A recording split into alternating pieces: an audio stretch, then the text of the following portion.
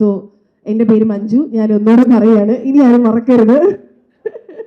ചിത്രവേദ and JKR films presents cake സ്റ്റോറിയുടെ audio and trailer launch ഇവന്റിലാണ് നമ്മൾ ഓരോരുത്തരും ഇരിക്കുന്നത്. വേദയോട് സംസാരിക്കുമ്പോൾ വേദ പറഞ്ഞത്, വേദയോടാണ് ഞാൻ ആദ്യം സിനിമയെക്കുറിച്ച് സംസാരിക്കുന്നത്, ഈ ഇവന്റിനെ കുറിച്ചൊക്കെ സംസാരിക്കുന്നത്. അങ്ങനെ സംസാരിക്കുമ്പോൾ വേദ പറഞ്ഞത്, ഞാൻ കഥ എഴുതിയിട്ടുണ്ട്, കഥയിൽ ഞാൻ വളരെ കോൺഫിഡൻ്റ് ആണ്, പക്ഷെ എന്നെ പിടിച്ച് ഇവരെല്ലാവരും കൂടെ ആക്ട് ചെയ്യിപ്പിച്ചിട്ടുണ്ട്, അതിലെന്താ സംഭവിക്കാന്ന് എനിക്കറിയില്ല അത്.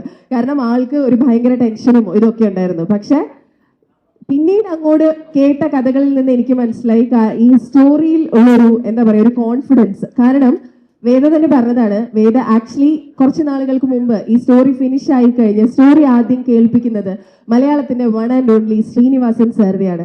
ശ്രീനിവാസൻ സാർ ആക്ച്വലി ചെയ്യേണ്ടിയിരുന്ന ഒരു സിനിമയാണ്, പക്ഷെ അപ്പോഴാണ് അദ്ദേഹത്തിന് വയ്യാണ്ടായത്. അന്ന് ഈ സ്റ്റോറി വായിച്ചു കഴിഞ്ഞ് ഇത് എഴുതിയ ആളെ കാണണമെന്ന് സുനിൽ സാറിനോട് ശ്രീനിവാസൻ സാർ പറഞ്ഞിരുന്നു എന്ന് പറഞ്ഞു.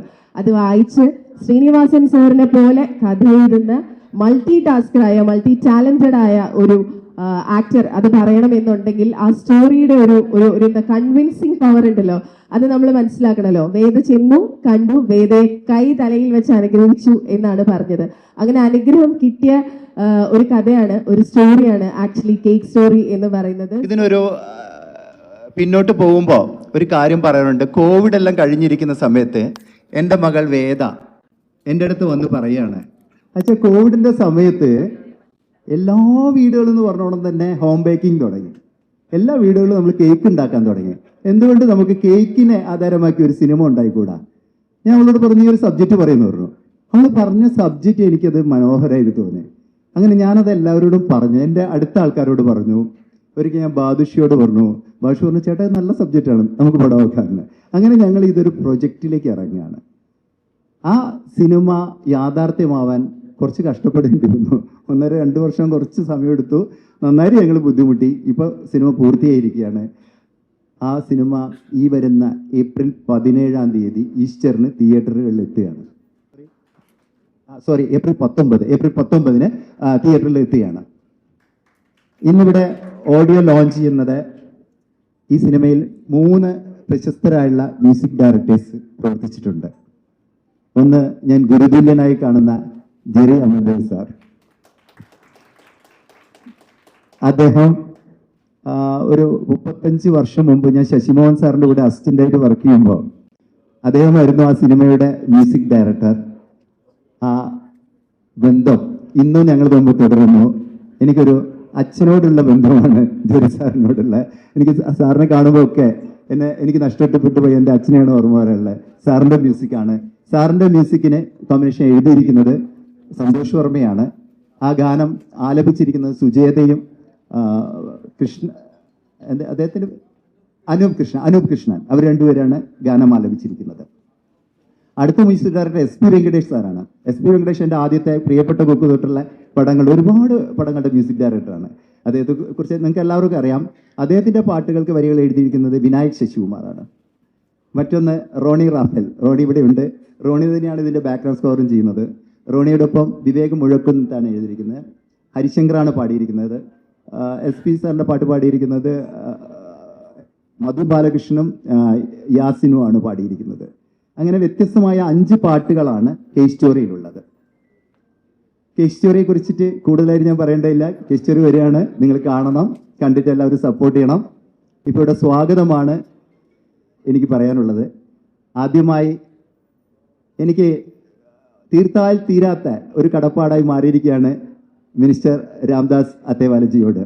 കാരണം ഒരു പടത്തിൻ്റെ ഓഡിയോ ലോഞ്ചിനായി അദ്ദേഹം എല്ലാ പരിപാടികളും മാറ്റിവെച്ച് ആ തിരക്കിനിടയിൽ ഇവിടെ എറണാകുളത്തേക്ക് നമ്മുടെ പ്രോഗ്രാമിലേക്ക് മാത്രം എത്തിയിരിക്കുകയാണ്. ഇത് കഴിഞ്ഞ ഉടനെ അദ്ദേഹം ഡൽഹിക്ക് തന്നെ തിരിച്ചു പോവുകയാണ്. അദ്ദേഹത്തെ മോസ്റ്റ് വെൽക്കം സാർ. എനിക്ക് വളരെ അടുപ്പം തോന്നിയൊരു വ്യക്തി ഈ കൂട്ടത്തിലുണ്ട്. അദ്ദേഹം ഒരു ഡയറക്ടറാണ്. അദ്ദേഹത്തോട് ഞാൻ പറഞ്ഞു, താങ്കളുടെ കൂടെ ഞാൻ ആദ്യമായിട്ടാണ് വർക്ക് ചെയ്യുന്നത്. ഷൂട്ടിങ് കഴിഞ്ഞ് 2ാമത്തെ ദിവസം ഞാൻ പറഞ്ഞു, പക്ഷെ എനിക്ക് വർക്ക് ചെയ്യാൻ ഭയങ്കര രസം തോന്നുന്നു. ഒരു പക്ഷേ നിങ്ങളെ നായകനാക്കി പോലും ഞാൻ ഒരു ചിത്രം ചെയ്തേക്കാം. അത് മറ്റാരല്ല, മേജർ രവി സാർ.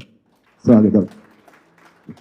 അദ്ദേഹത്തിൻ്റെ പെരുമാറ്റം എന്നെ ഒരുപാട് ആകർഷിച്ചിട്ടുണ്ട്. ഞാൻ കൊടുത്ത കഥാപാത്രം അദ്ദേഹം ഇന്നുവരെ ചെയ്യാത്ത ഒരു കഥാപാത്രമായിരുന്നു. വളരെ ഈസി ആയിട്ട് അദ്ദേഹം പ്രസൻറ്റ് ചെയ്തു. അത് നിങ്ങൾക്ക് സ്ക്രീനിൽ കാണാം. അദ്ദേഹത്തിന് സ്വാഗതം. ഈ ചിത്രം കേക്ക് സ്റ്റോറി എൻ്റെ മകളുടെ ആദ്യത്തെ ചിത്രമാണ്.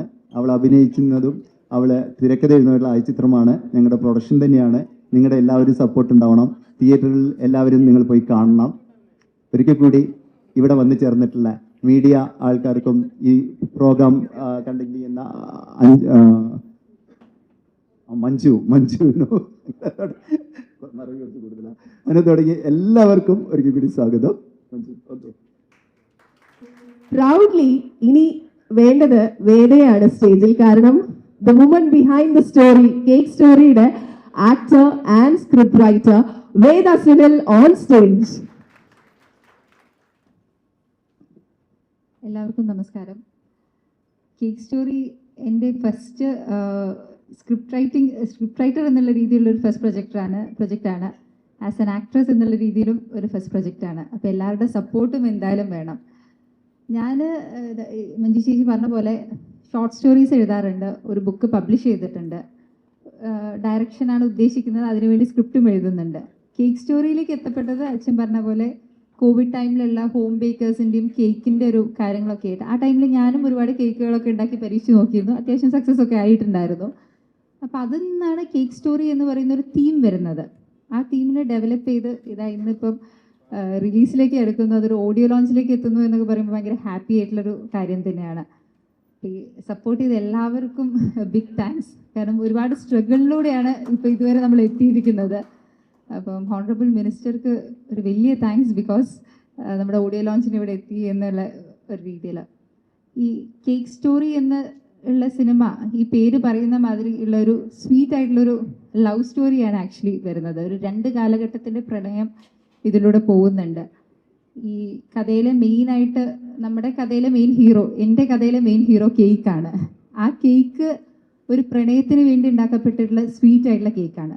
നമ്മളിപ്പോൾ എല്ലാ ഒക്കേഷനിലും കേക്ക് യൂസ് ചെയ്യുന്നുണ്ട്. ബർത്ത്ഡേക്ക് ആയാലും ഇപ്പോൾ സാഡ് ആയിട്ടുള്ള ഒക്കേഷൻസിനായാലും എല്ലാത്തിനും നമ്മുടെ കേക്ക് എന്ന് പറയുന്നത് നമ്മുടെ ജീവിതത്തിൻ്റെ ഒരു ഭാഗമായിട്ടുണ്ട്. സോ ഈ സ്റ്റോറി എല്ലാവർക്കും കണക്റ്റ് ആവും എന്നുള്ളത് എനിക്ക് ഉറപ്പുണ്ട്. അപ്പം വെരി താങ്ക്സ്. ഓക്കെ.